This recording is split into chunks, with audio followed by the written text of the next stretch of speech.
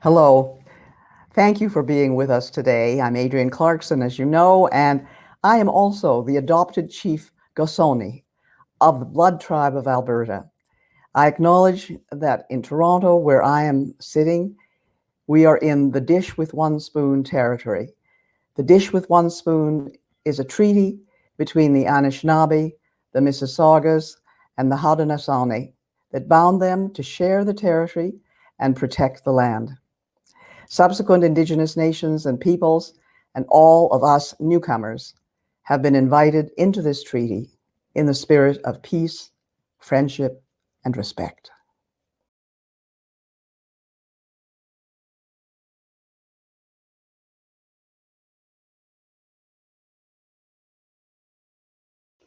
I'm so glad that you've all joined us today for the fifth time that the Adrienne Clarkson Prize for Global Citizenship is given.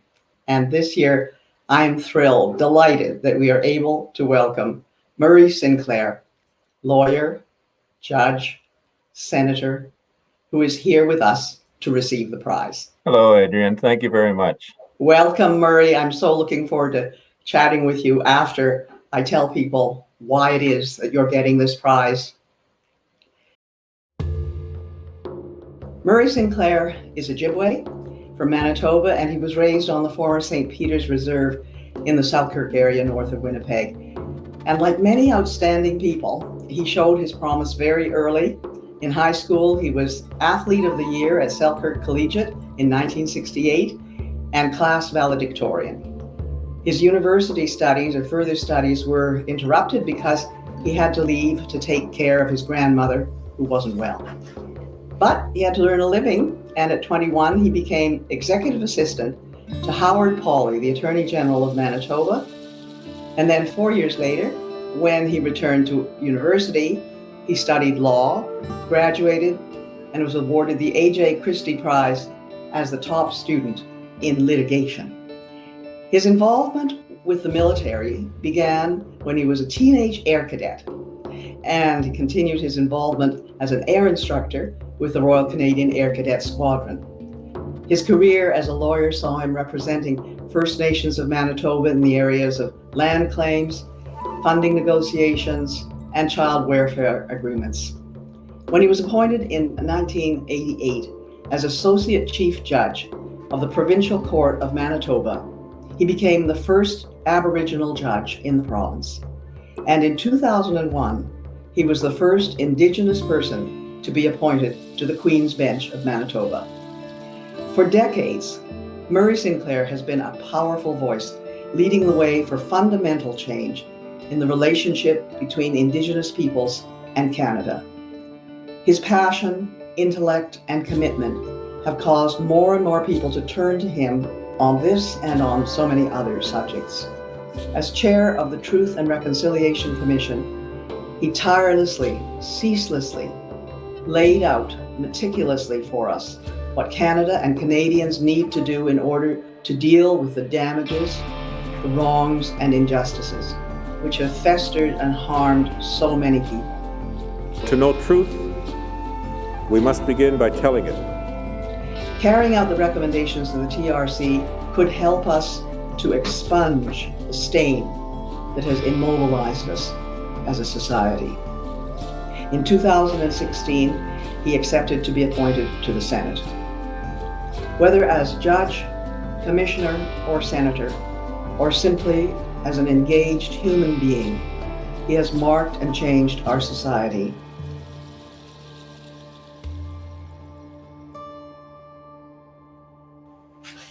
It's my pleasure to be able to give you this medal, which is created by the wonderful Canadian sculptor Anna Williams. I hope you'll enjoy having it on your mantelpiece. Well, thank you. Thank you for this wonderful honor that you bestowed upon me. I really appreciate that. I was reflecting in contemplating the honor that you've given me on the question of citizenship and what it means and what it's meant to me over the years. It's not very often that we really think about it. particularly those that have been born in the state of impoverishment that my family, my community comes from, and with the state of colonial oppression that we've all experienced. What does it mean to be part of Canada? And what does it mean to be a citizen of the world? I really appreciate this honor because it causes me to reflect upon the fact that there are different roles that we all play in life, different obligations that we all undertake. But first and foremost, I think our primary obligation and primary responsibility is to do what we can to make our society better.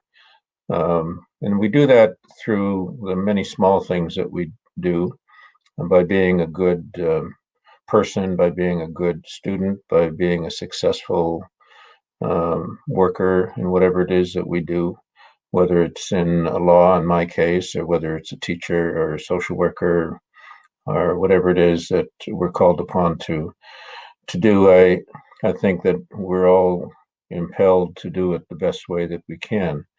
It was one of the pieces of advice that I was given by an Indigenous elder back early on in my legal career, when I was particularly frustrated by the treatment of Indigenous people by the court system, including me. Sometimes judges would seem to belittle me and the arguments that I was trying to present. And sometimes, in fact, I was actually mistaken for an accused person and not given the automatic respect that other lawyers are being given in the courtroom.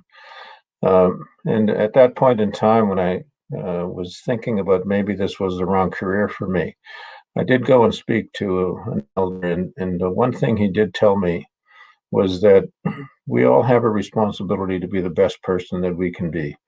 He said, you don't have to be a lawyer to do that. You can be a carpenter, which was my second choice of careers, as a matter of fact, because my grandfather, who raised me, was a carpenter.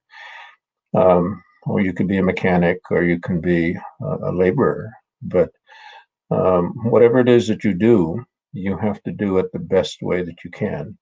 And you have to ensure that in doing that, that you are also a good husband, you're a good father, you're a good brother to your sisters and your brothers, you're a good grandfather when you have grandchildren, you're a good neighbor, and you help the people whenever you can help them.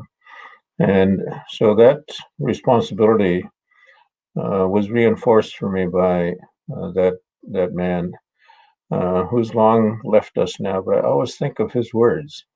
And I pay homage to him often in my thoughts and my prayers. His name was Angus Merrick. He was from the Log Plain First Nation. And Angus proved to be a good friend to me over the years as I was practicing law, and in my years as a judge as well, before he left us. And his presence always reinforced that principle for me, that we have a responsibility to do what we can. In my work, particularly because of my work as a political activist and a social activist when I was younger, I was inclined to advocate only for Indigenous principles and Indigenous issues, and to take action against policies and governments and things that I disagreed with, because I felt they continued to oppress Indigenous people. But the one thing I learned early on, and it became part of the mantra that we used in the Truth and Reconciliation Commission report, and people who have heard me speak over the years will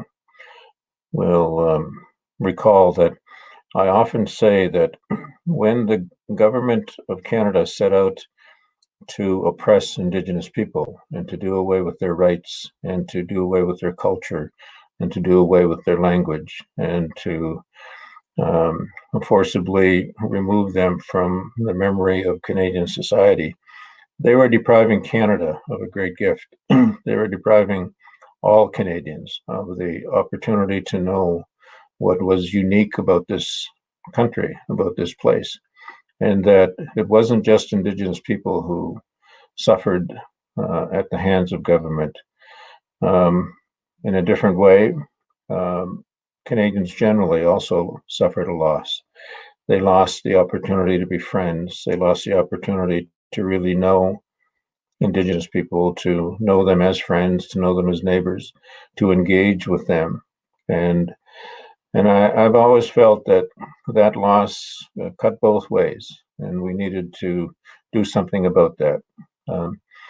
And in the work with the Truth and Reconciliation Commission and afterwards, I've always said that the one thing that we need to understand is that reconciliation is not simply about getting past this. Reconciliation is about rebuilding our relationship and rebuilding it in a way where we can truly have respect for each other, because in the long term, it's our children and our grandchildren and their children who are going to have to live with the impact of this history, the impact of these policies, these laws, and whatever it is that we do today.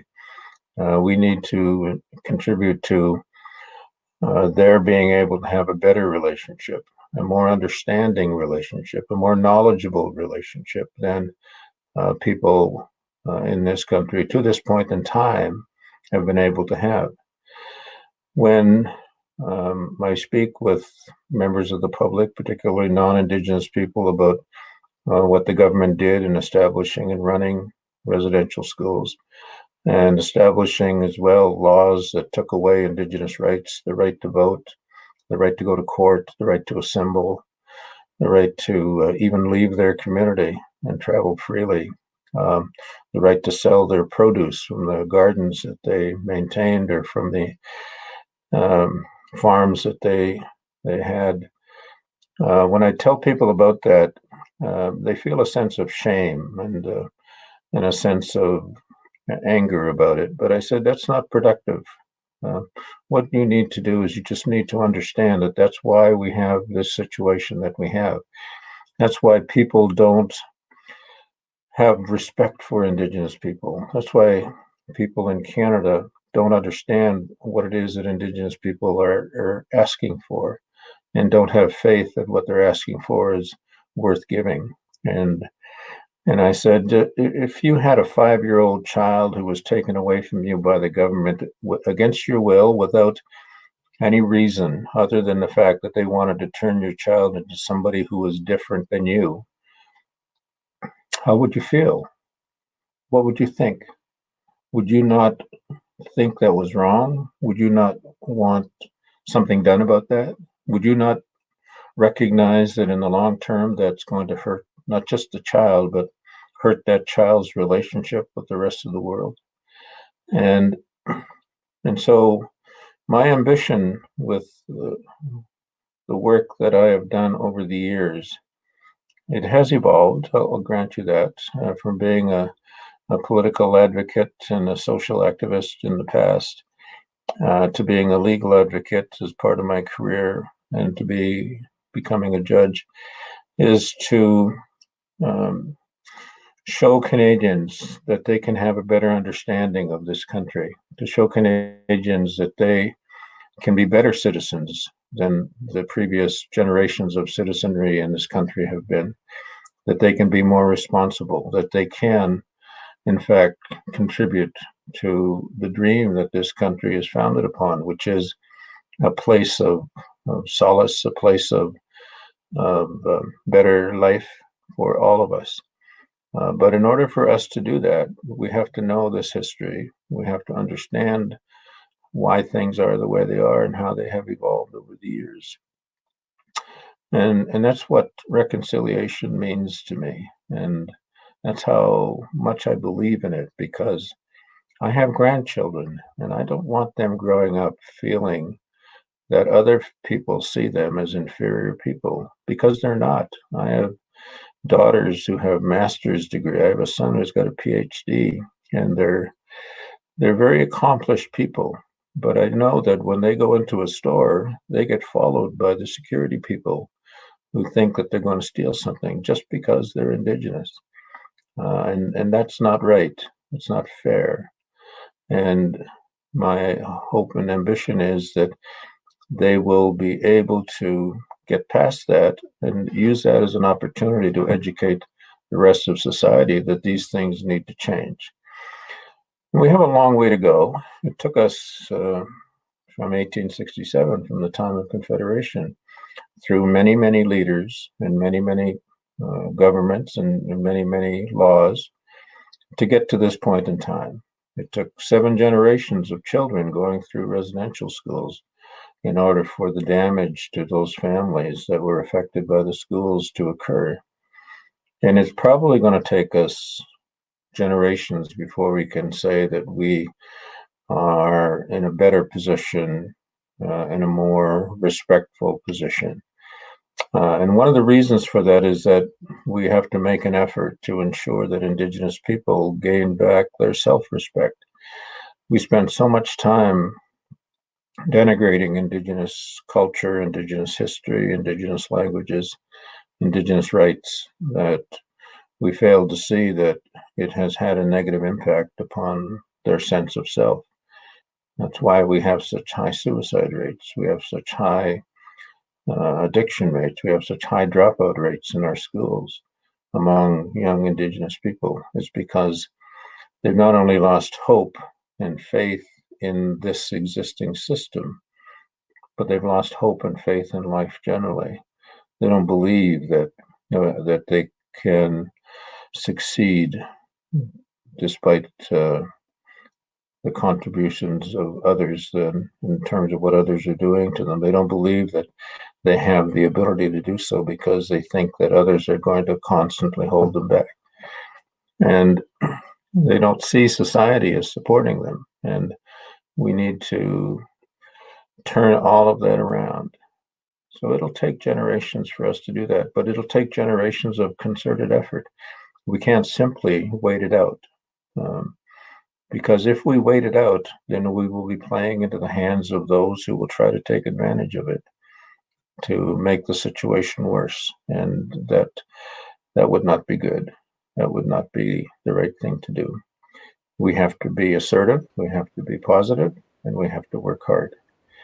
And I accept this gift on behalf of all of those people who believe that along with me, including my fellow commissioners, Willie Littlechild and Marie Wilson of the Truth and Reconciliation Commission, all of the staff who worked with me, and all of the people over the years who have come to see that reconciliation is something that we need to achieve, and it is achievable.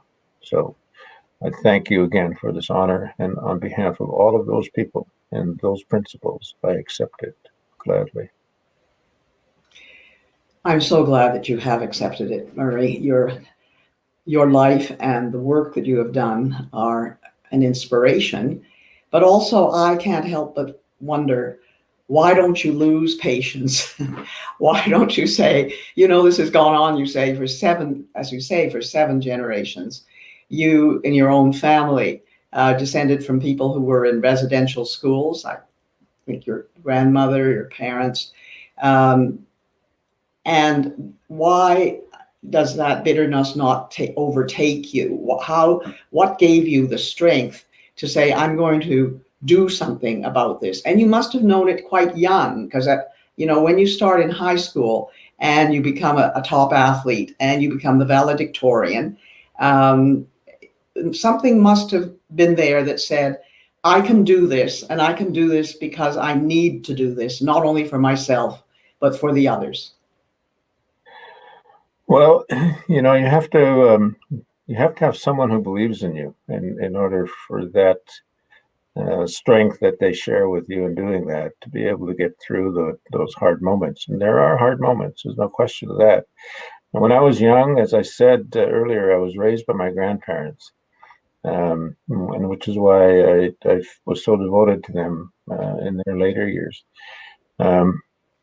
And it was my grandmother who was the most influential person in my life. And she was the one who first told me that if I were to go to university, that I must understand that I have a responsibility to use that education to benefit others and not just to benefit me.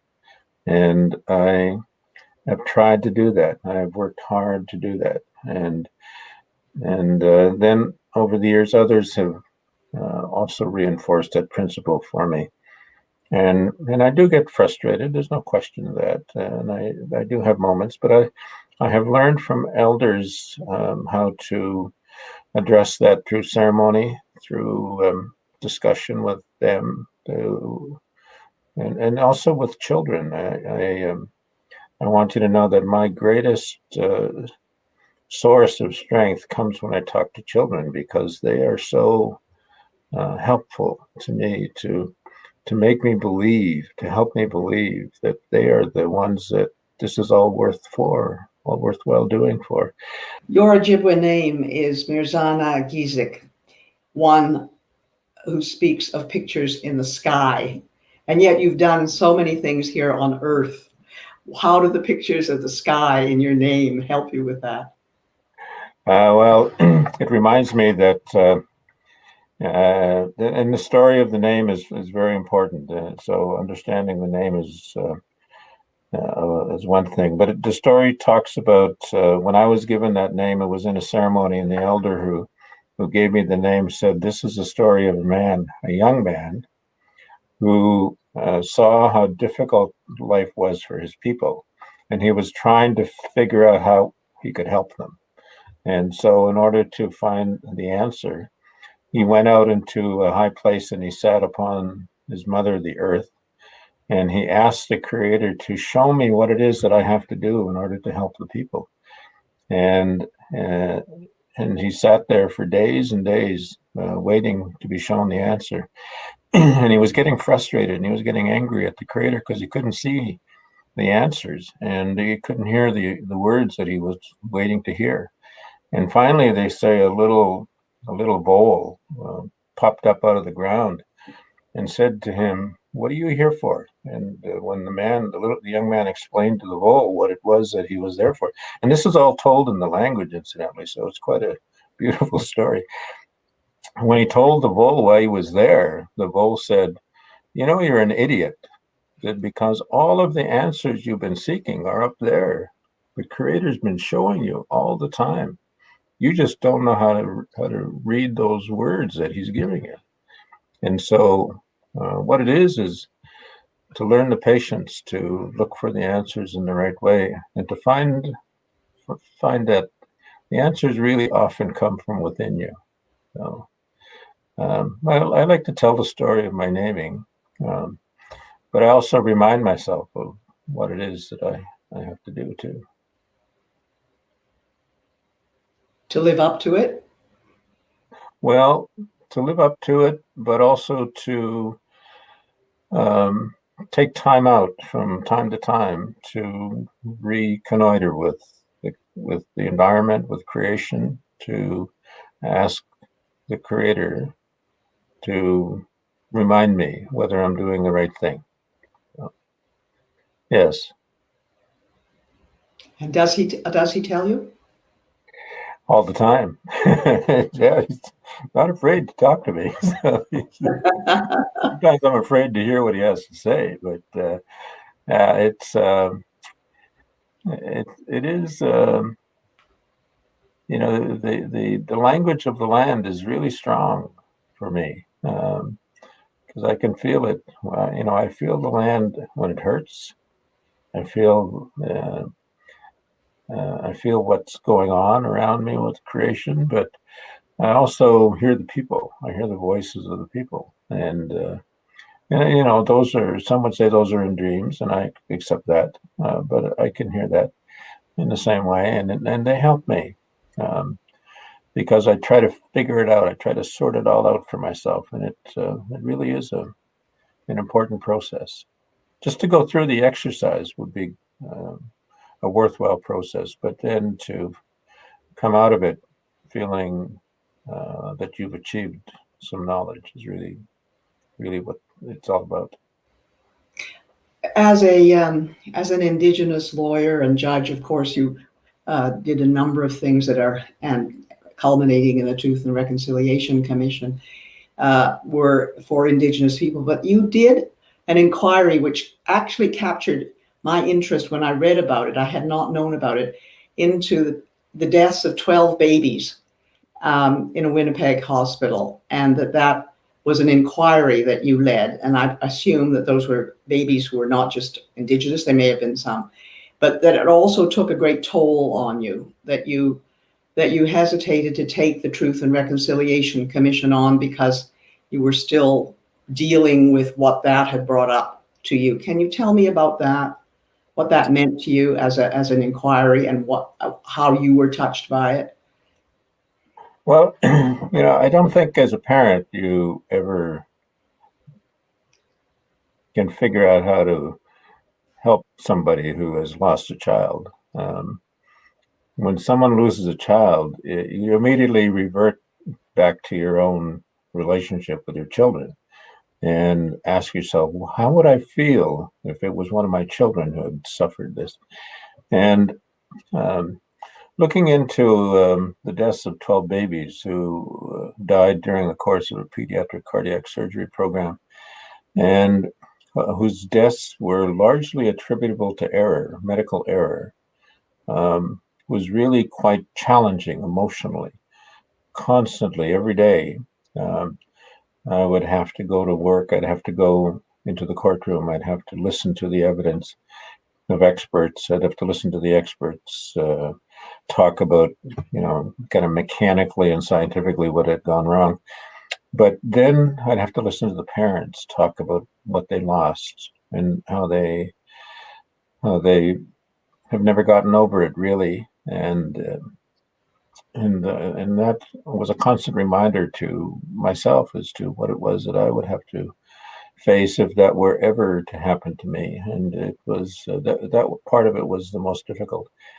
And on top of that, of course, was the fact that the people who were involved in that, the people who surrounded each event, the nurses in particular, who had to be part of a program that they didn't believe in, that they thought it was dangerous to send children into that program, to have them operated on by this particular surgeon because they didn't think the surgeon had the necessary skills and aptitude to successfully do the operations.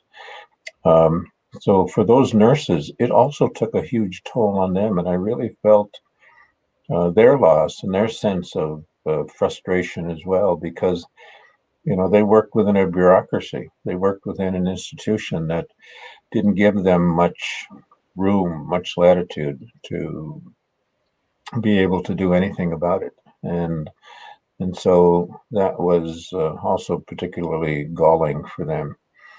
The report itself has had a dramatic impact, I'm told, on the medical community. It's one of the most significant reports I've been told from time to time on the issue of medical error in Canada.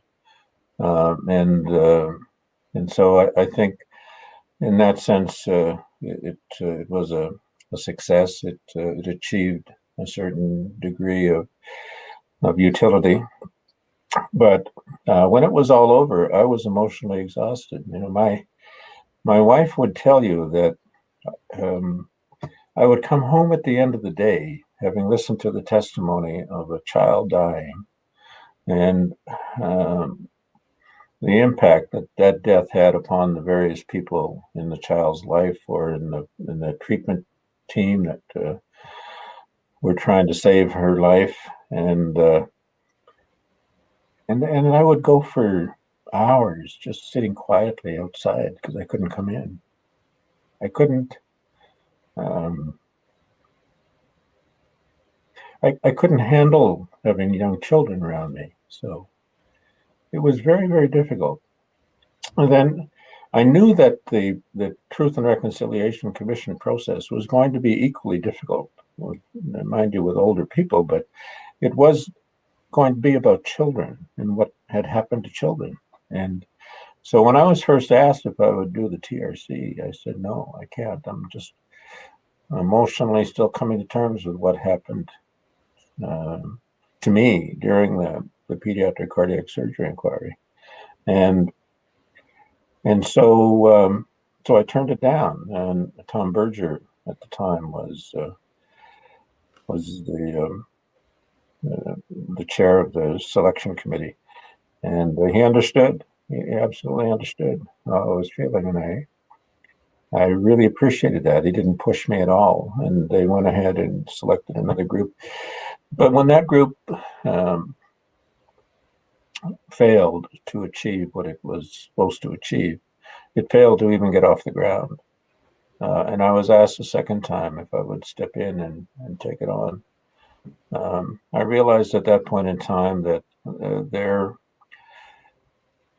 there was a real need on the part of the survivors of residential schools to have someone come along who understood and could understand what it was that they had experienced, and would be able to identify with their community. And I had come from a family in which every one of my aunties and uncles had gone to a residential school. My father had gone to a residential school. My grandparents had gone to residential schools. There were residential schools nearby where I grew up. So I had some idea of what all of this meant. And on top of all that, I was, I think, emotionally a little better prepared for it. But I also learned through talking with elders and spiritual advisors how to cope with all of that pain.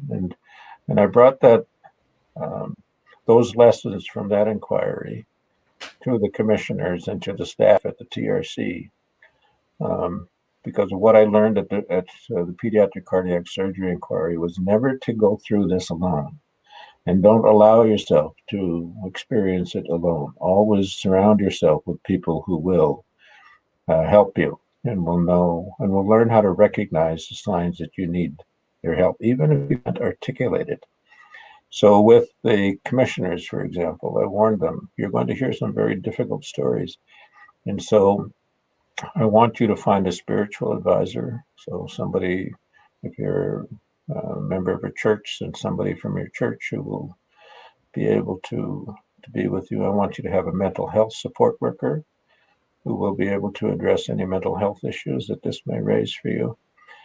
And then I want you also to have a medical advisor, somebody who will monitor your health as we're going forward, because the one thing that I know could happen is that the emotional toll can have an impact upon our health. And so each of the commissioners had a team of 3 people, a spiritual advisor, mental health advisor, and a medical advisor, who worked with them constantly throughout the process. And we put together medical teams for our senior staff as well, who were working with the survivors, and made sure that they had those supports. Because that was probably the one thing during the pediatric cardiac surgery inquiry that I didn't do, and suffered as a result of it. And so I learned that going forward, we needed to have that in place. And at the end of the day, I still run into some of the families whose babies died during the pediatric inquiry, and I ran into some of the nurses who were part of the process, and they still thank me for the way that we did the inquiry and gave them so much space and so much time to talk about how they were feeling and what they were doing and going through. And so I think we ended up perhaps even unconsciously doing the right thing. But now that we know better, then we know how to do this. And I would impart that knowledge, that experience to any other inquiry that was getting into the same field. But it was probably the most difficult thing I've ever done. But you brought the lessons of that into the TRC, and I think that it shows in the way in which you came to the 90 odd resolutions, the kind of spiritual, moral attitude of the TRC has been felt by people, even though they didn't know the details of it. So much of what happens in our lives we don't really understand, and especially if they come out of governmental type inquiries or so on. We only get the results. We number them. We say, what happened to number 58? What happened to number 53?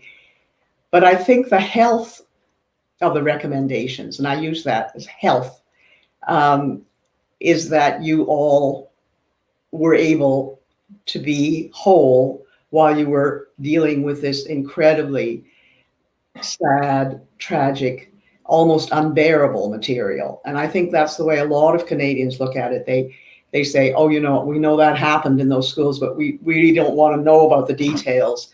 We don't want to know what happened. And I think what you've been able to do is to show that to people, to help people. And that is a kind of healing for the rest of Canada, for the people who did not go through that system. Does that make you feel that you have done something for us? Yeah, I remember early on at the TRC, we were asking ourselves the question, how can we get Canada to care about this? How can we get them to really care? And my answer to that was, let's show them the humanity of the people who are there. Let's bring that right to their TV living room environment so that they can't just look away. They can't just close their eyes, that this will be something that they will actually see and hear.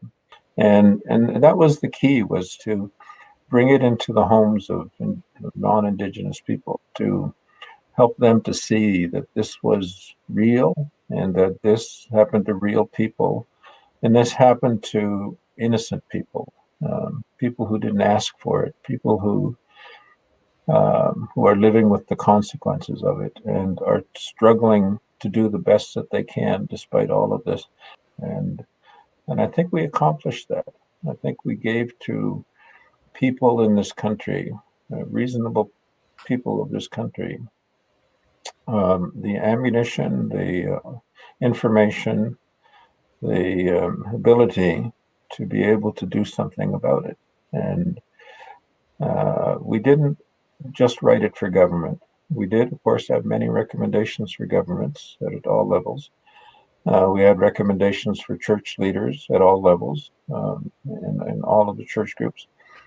But at the end of the day, and you may remember what I said was that we have described for all of Canada a mountain, and we have shown you the way to the top, but now it's for you to do the climbing. Not for the government, it's for you to do the climbing. And so that's what was key, was for us to keep our focus on who the real target audience was, and that was them.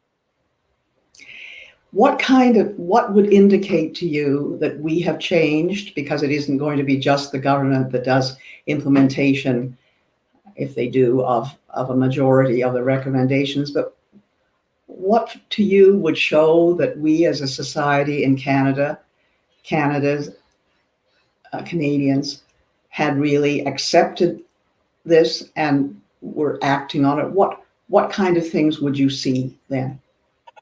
Well, first of all, I see it in the media. I see the way that the media now picks up on some of these stories and some of this information and makes the connections and connects the dots and often brings it back to a history of colonial oppression or colonialism or whatever the terminology is of the moment, but that they now tell a more thorough story. There's still gaps, of course, but I see there is more of a trend there. But more importantly, I think I also see it in the literature, which is really, to me, quite astounding, if I can use the word. I have never read so many books about Indigenous people, Indigenous stories, Indigenous human beings, Indigenous men, Indigenous women, Indigenous communities as I have in the last 5 years. Before that, you could count on on your hands and toes the number of good books that were out there that talked about this, written by Indigenous authors. But now it's in the hundreds, including graphic novels written for the young audience, children's books written for the preschoolers and early schoolers, high school targeted books, university targeted books, and fiction novels and stories that are part of overall stories. And then on top of that, the education system by far has started to really work hard. Teachers and educators have really started to work hard to change the curriculum that's being offered in our schools to be more inclusive. Now, that's being resisted by some elements within the educational community and in the political community who don't want these stories told, who only want a polished version of Canadian history taught. But I think, it's like trying to get the genie back in the bottle, as far as I'm concerned. Now that it's out there, they'll never be able to unsnap that sound. There's too many people out there who know some of this, and I defy any teacher today to talk about the discovery of Canada who isn't challenged by some student to say, yeah, but what about the Indigenous people who were here at the time? What about them? What's their story? Why aren't we talking about that? And I defy any teacher to try to teach about Christopher Columbus sailed the ocean blue and discovered this part of the world, and it was all nice and good, and let's go now. And somebody will stand up and say, but what about the millions of Indigenous people he massacred? So children are well aware now of what it is that they know, and they're not afraid to share it. Some provinces are a little farther ahead than others.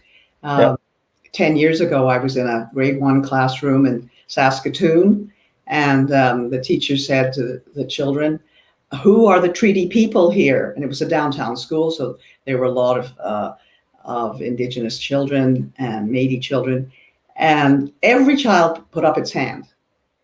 And that was so terrific because treaty made between two parties, right? the settlers and the people who were originally there. And I thought, this is what we need to do. When I went to public school, we did not denigrate in any way Native peoples or Indians, as we then were grade 5 called them, but we were given projects to do and asked to go and get birch bark and little pieces of things and make a model of how the Indians lived. And we learned that from a geography book, etc. Nobody ever said to us, 40 miles from here in Ottawa is the Maniwaki Reserve where the Algonquin live. We didn't ever see a native, an Indigenous person. No one ever said they were alive. We studied them like the Greeks and Romans, as though the civilization were gone and dead and had been squelched. And so my whole lifetime has been spent discovering the richness of that, and understanding that we have so far to go. But what you've done with the TRC has helped us enormously.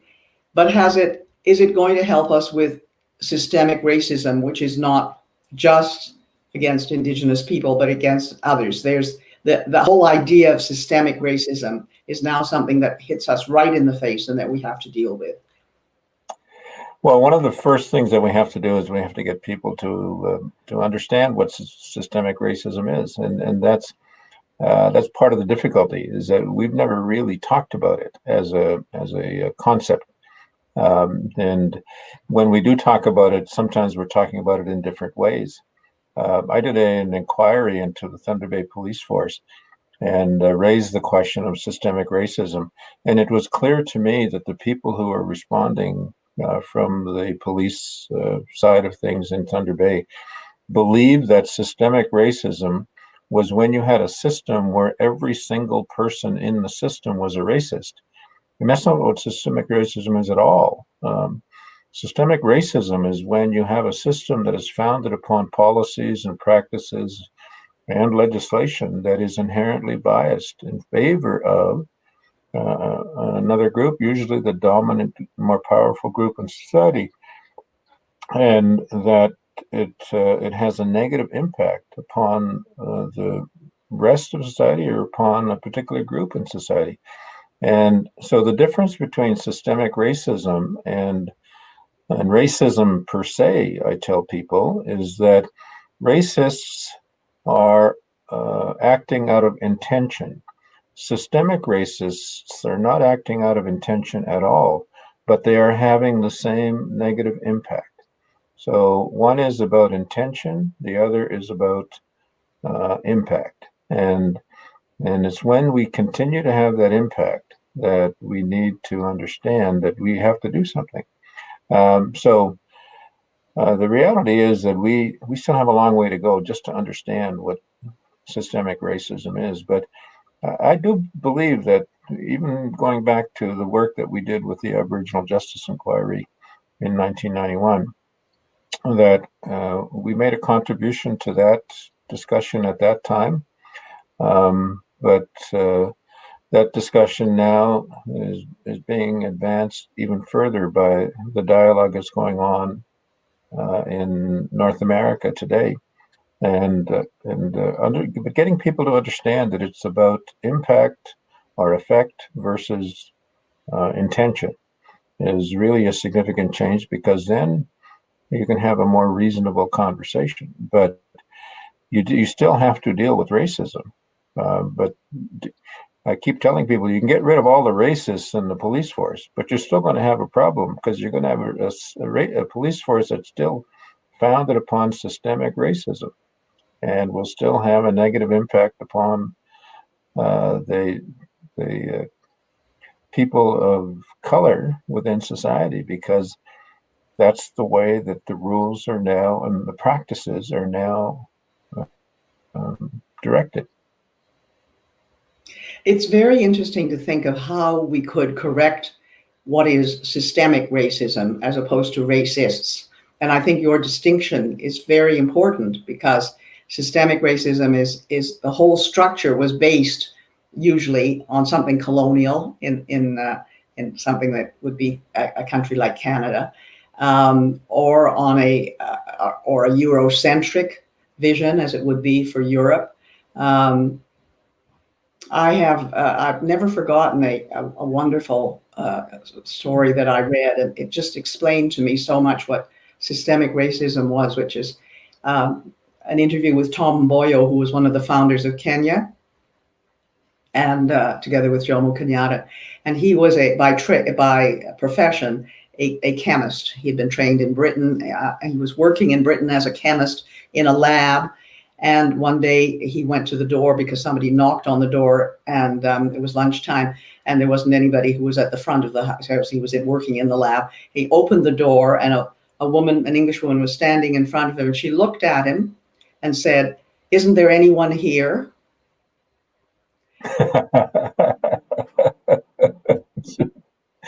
To me, that's always been what systemic racism really is about. That nobody exists but who you think are human beings. And he in his white coat from Kenya did not, to her, exist. And if you'd said to her, "You're a racist," she wouldn't have even known what you meant, right? But that's what we need to deal with as societies, is these things that we don't even think of. It's the things that we don't think of that are the most dangerous, as opposed to the things that we are willing to deal with at any point. You've made us more willing to deal with everything by your work and by the Truth and Reconciliation Commission.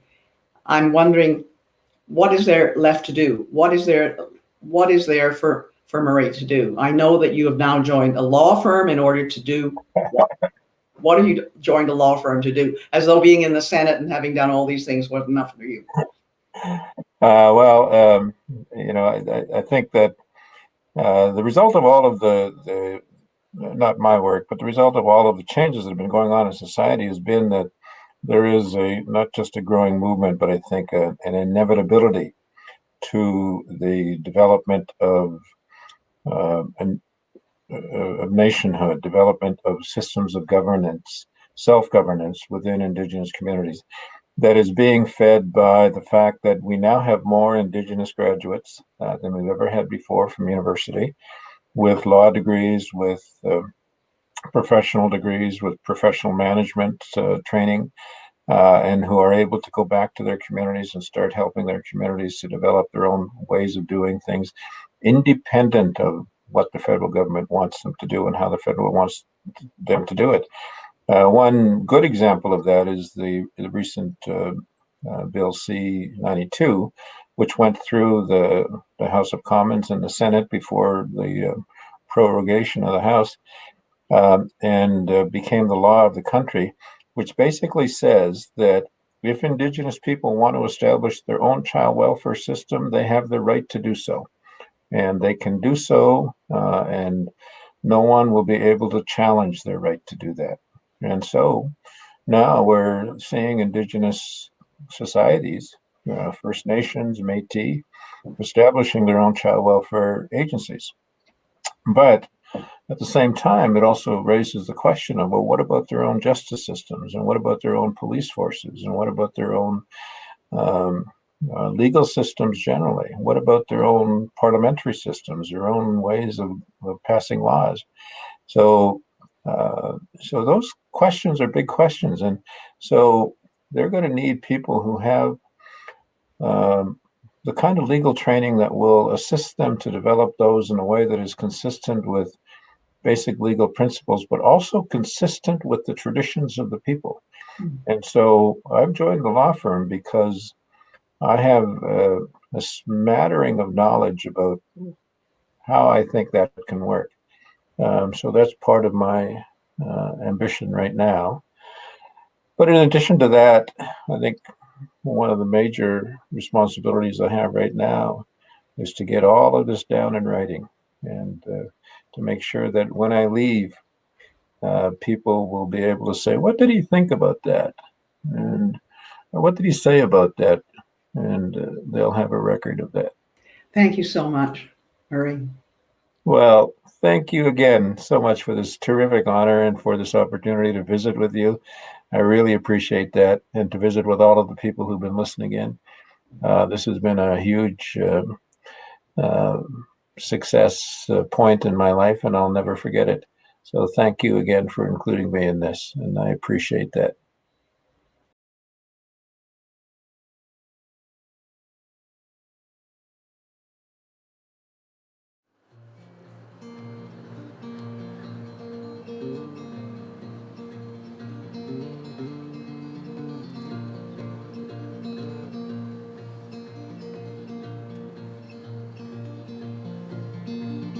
Wolves don't live by the rules. Wolves don't live by the rules. Wolves don't live by the rules. Wolves don't live by the rules. Valleys to hills, you can hear the cry. They have to fight to stay alive. No one can change it, Mother Nature knows the reason why. Oh, wolves don't live by the rules.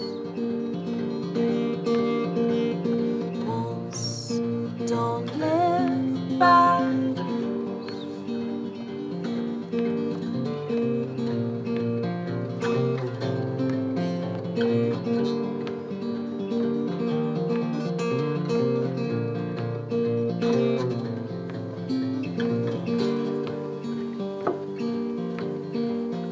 They're born to kill and to be free. Their life is hard, which is meant to be.